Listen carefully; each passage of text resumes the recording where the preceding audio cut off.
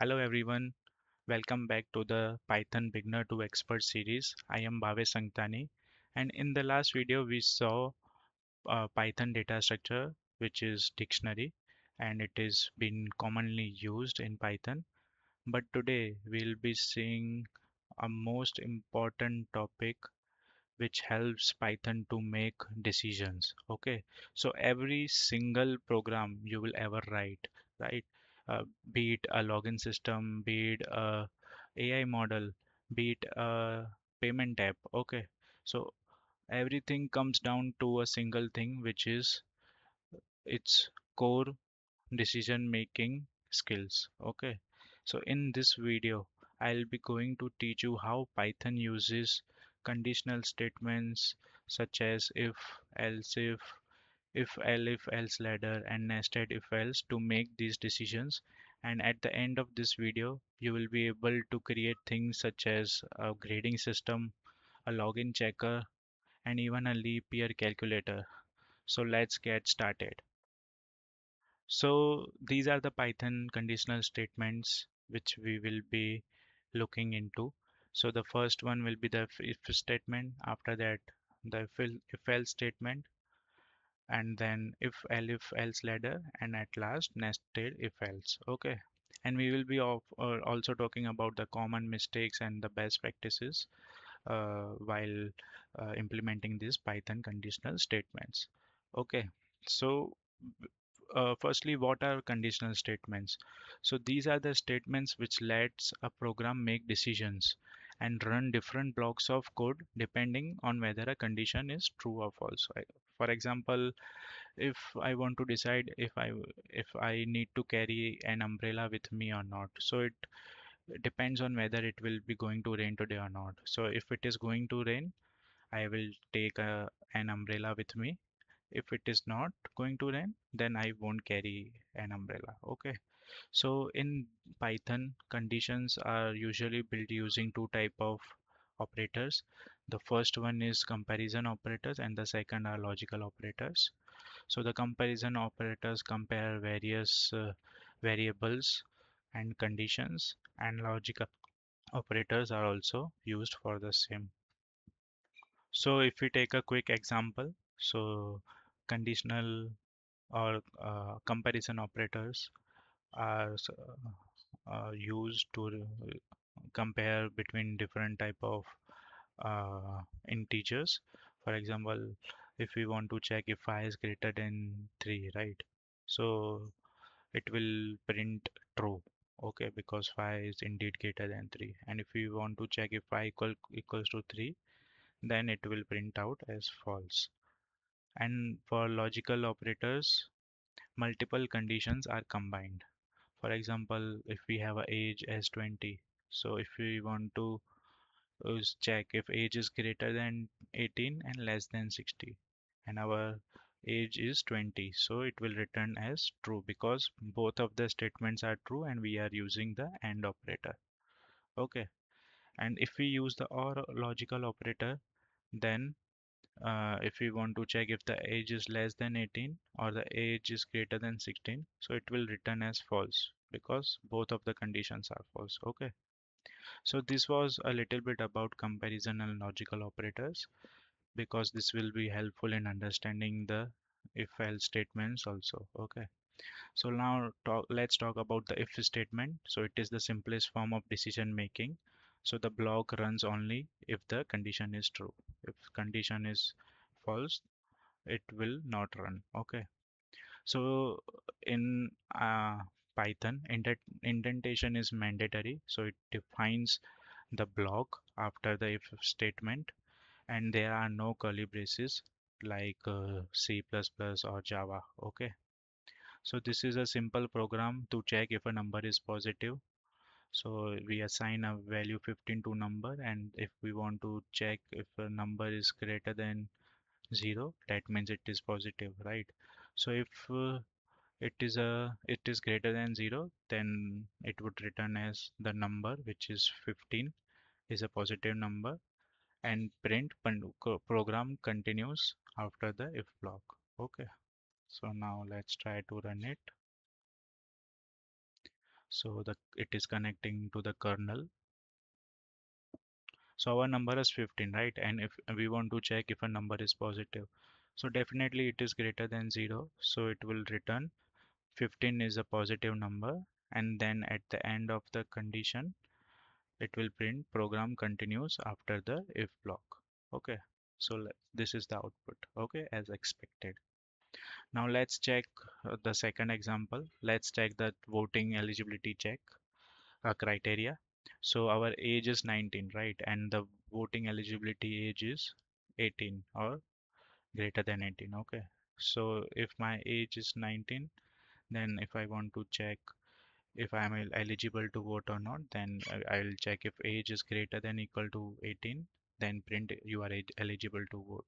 Okay. Okay. So as our age is 19, it is printing you are eligible to vote. Now let's move on to the next statement, which is if-else statement. So uh, it gives a second part, a path to the Python program. So one blocks run if the condition is true, and the other block runs if the condition is false. So earlier we had only a single path which was running where when a condition was true. So now we have two different paths. So one gets executed if the condition is true, and other, which is else, it gets executed if the condition is false. So if condition is true, this statement will run after if condition. If this statement is false, then it would go to the else block and run that particular statement. Okay. Now let's say if you want to check if a number is a even number or a odd number, then we can check it using if else statement. So let's say if we are taking number equal to 7 and we want to check if the remainder if we divide that particular number then the by 2, then remainder is coming as 0 or not. So if we check for 7, so the remainder won't, if we divide it by 2, the remainder won't be 2. So this condition will be false, and the code will move on to the else statement, and it will print number, which is 7. In our case 7 is odd. Okay. See, let's see one another example as well. So let's see if we have passed the exam or failed the exam. So let's say our marks are 35, and the eligibility, the passing criteria is 40. So let's say if let's make a statement like if marks are greater than or equal to 40, print result equal to pass, else print result equal to fail. So as our marks are 35, so the if statement will uh, not get executed as the statement is false. So the now the uh, code will get passed to the else statement, and it will print as result fail because the condition earlier is not met. Okay, so the code will print results fail. Okay, I hope it makes sense. Now the next statement is if-elif-else ladder. Okay, so it is used when there are more than two possible outcomes. So let's say if we want to decide uh, our grade, right? So there are multiple options. For example, we can have a A plus grade, we can have a B grade, we can have a C grade. So in that case, we will use this if-elif-else ladder. Okay. So only the first matching block will run, and then the rest of the uh, blocks get skipped automatically. Okay. So let's see using an example. So this is a grading system. So let's say our marks are 78, and the criteria for grading system is if marks should if are greater than or equal to 90, grade will be A plus. Else, elif marks is greater than equal to 80, it will be A. Greater than equal to 70 will be B. Greater than equal to 60 will be C. Greater than equal to 40 will be D. And at the end, if all of it does not meet the criteria, then at the end we will print the grade equal to F. Okay. So at the end, what will get printed? Our marks, which is 78. So, and then our grade, which is according to our uh, statement, it is 78. So it should be greater than equal to 70 and grade should be B. Okay. So mark 78 and grade is B. Now check, let's see one another example and see the season checker based on the number of month. Okay. So let's say if month is 12, 1, 2, then it is a winter season. If it is 3, 4, 5, then summer, 6, 7, 8, then monsoon, 10, 11, autumn. Else, if none of the conditions get satisfied, we will uh, return the else statement in the else block, which is invalid month. Okay. So in our case, the month is 7, so it will get satisfied in this particular condition. Though, so the output will be 7, month equal to 7, and falls in monsoon season. Okay. Month 7 falls in monsoon. Okay. Now coming to the last statement, which is nested if-else. So an if-else plays inside another if-else statement that is called nested if-else statement. So it is useful when a decision depends on the outcome of a previous decision, right? So if a decision is dependent on another decision, then we can use nested if-else block. So you will be able to see the structure here. We have a if-else inside and we have a if-else outside as well. Okay, so this is called if-else, nested if-else. So this is the outer nested if-else block and this is the inner if-else block. Okay, so this is the first condition of the outer if-else block, and in the inner if-else block there will be one another condition. So don't over invest, don't over nest, too many levels or a lot of nesting will hurt the readability of the code, and the uh, developer might get confused, right? So let's see an example. For example, let's see we are building a simple login system using nested if else. So let's say correct username is Tarun AI and his password is Python at 123. So and the entered password and username is same. Then it will print correct username and the password, and if the password is also same, then login will be successful. Else, if the password is wrong, the program will mention it incorrect password and try again. And if the username itself is wrong, it will go on to the outer else block and it will uh, show as username not found. So we have two conditions here. If the username is correct, then it will go inside the nested if else block and check if the password is correct. If password is correct, it will show login successful. Otherwise, it will show incorrect password. And in the starting statement, if the username only is incorrect, then it will show username not found. Okay. So now our password is matching with the entered password, so it will show login successful. Okay, so what happened? Our username matched, and after that, our password also matched. So this statement, login successful, got executed. Now we want to classify whether a number is a negative, positive, zero, or even or odd, right? So there are two conditions, whether it is negative, positive, zero, or and even or odd. So we want to perform two checks.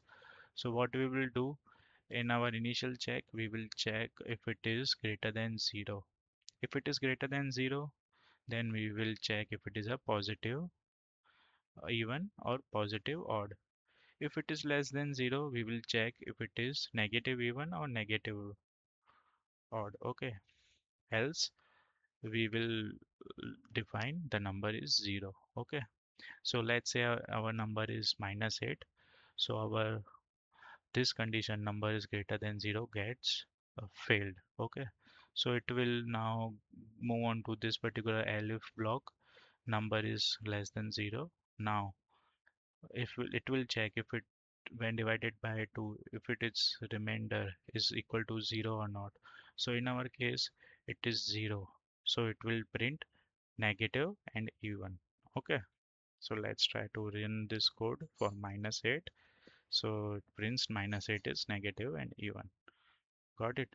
So now let's look at common mistakes and best practices. So most of the common mistakes is using equal to instead of double equal to, which is using assignment operator instead of using comparison operator. The most common mistake is another most common mistake is forgetting to add colon at the end of if-elif or else statement. And then indentation plays a major role in Python because we do not have any curly braces, right? So if it is the indentation gets unordered, then also the statements will throw an error.